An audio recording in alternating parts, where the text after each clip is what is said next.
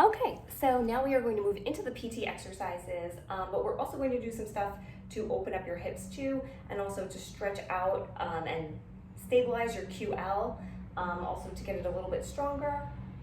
So you are going to need some props. I'm going to be using this green foam roller in lieu of a block. You could just use a towel, pillow, whatever you have just for the squeeze where you're doing the modified plank, and then also some books, as you know.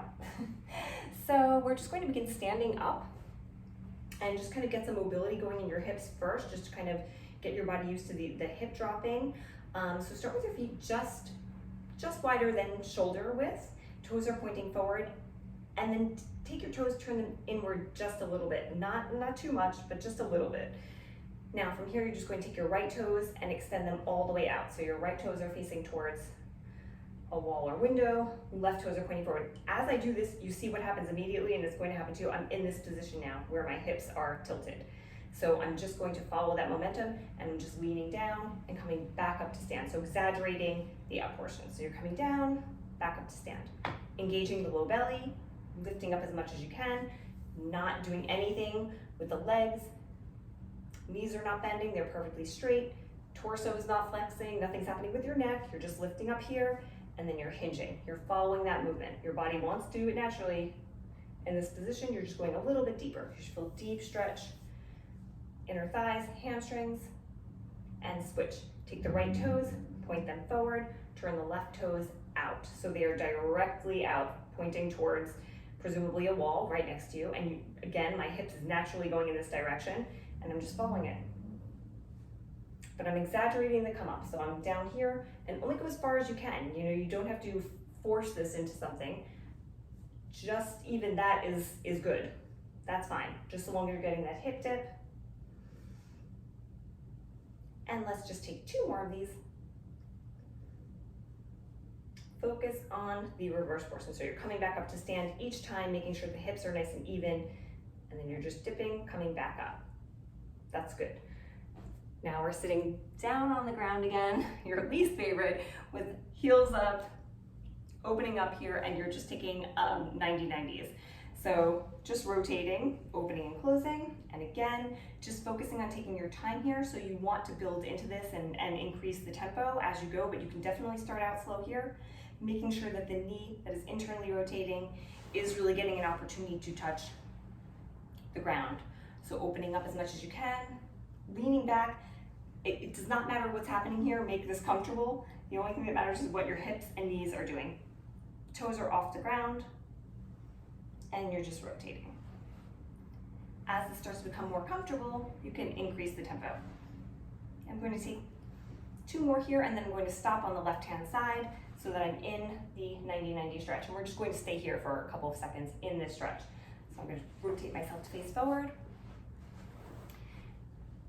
And from here, you're just checking yourself out here. You're making sure that you are actually in the 90-90s. So I'm going to adjust here, and I want a right angle with my front leg, back leg.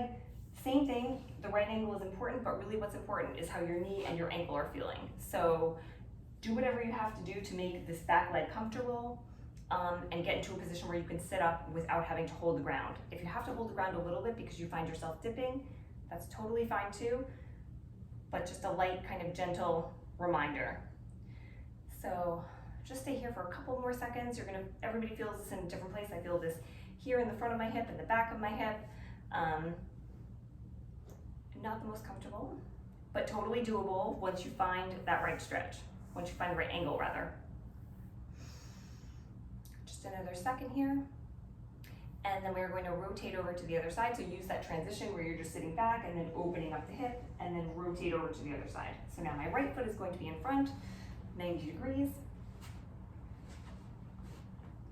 And then we're just sitting here. So again, if you're like falling over to the side, gently push yourself up to the center, kind of engage your core here, sit up, do whatever you have to do with this back leg to make it comfortable. For me, it just happens to be, if it's closer to my body, it's more comfortable. If it's further away, does not matter. Just make sure the feet are in contact with the ground, the legs are in contact with the ground. And as you become more comfortable here and this becomes less awkward, then you can start to sit up a little taller. You can start to actually exaggerate You'll find different areas where you can stretch and move. But for right now, you're just kind of staying here just for a couple of seconds, and then we're going to go right back to side one. So you're just leaning back, you're rotating, and then again, back into that left leg forward, checking yourself out, 90, 90. You're walking, now you are allowing yourself to go down to the ground. So you're coming into a modified plank here. And again, elbow underneath the shoulder, just like you're going to do a plank, hands on your side, and then you're just driving the hips up, slowly lower down. Driving the hips up, slowly lower down. So legs are in contact, keep going.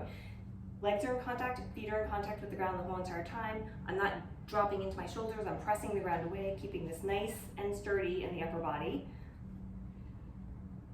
And I'm relaxing at the bottom. So there's a quick drive up and slowly lower down. You're going to feel like, like I'm not going off the ground. You're barely coming off the ground when you're doing this. If you're getting, you know, a couple of inches, 1-2 inches off the ground, that's great. So long as you feel the contraction and the engagement of the left side of your back, like in that pocket QL area, that's what you're looking for here. And an opening in your hips. Take one more, and then switch it up. So you're just going to open that back up again, and then rotate.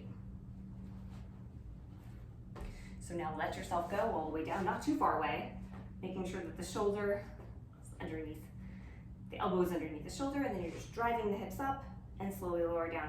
Guaranteed one side you're going to feel this a lot more than the other. You're going to feel the engagement. You're going to say, oh, one side feels significantly weaker, but the range of motion will be the same probably on both sides. There's nowhere to go. You're lucky if you're getting off the ground here.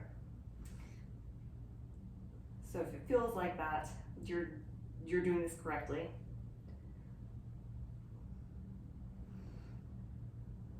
Take one more, and again, a quick drive up to the top, and then slowly lower down. One more time back onto side one, so you're just transitioning the legs. Sitting up nice and tall. This should be getting a little bit more comfortable by this point. And then you're just taking the left arm out, extending it, and you're threading the needle, rounding the spine back up to center. So again, this just feels like everything is like my body just should not be going in this direction. But this is a really, really, really good stretch for your QL. So you're not pushing this, you're not forcing anything. If that's where you need to stop, that's where you stop. It does not matter. The range of motion here is not important. It's just important that you feel that stretch, you feel that sort of twisting action,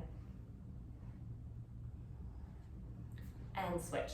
And it's a gentle way for your body to start reintroducing it as opposed to doing some of the more like aggressive thoracic exercises. Sitting up nice and tall, again, hand out to the side, and then you're just rounding through, back up, rounding through, and then back up. All right, you can let your head go with you.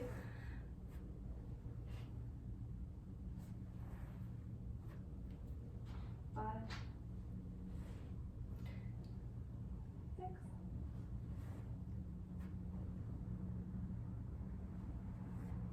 I know it's tempting to skip these, but do not. These are really, really good, and they're very, very effective exercises. Great for your hip mobility. Straighten out your legs, shake them out.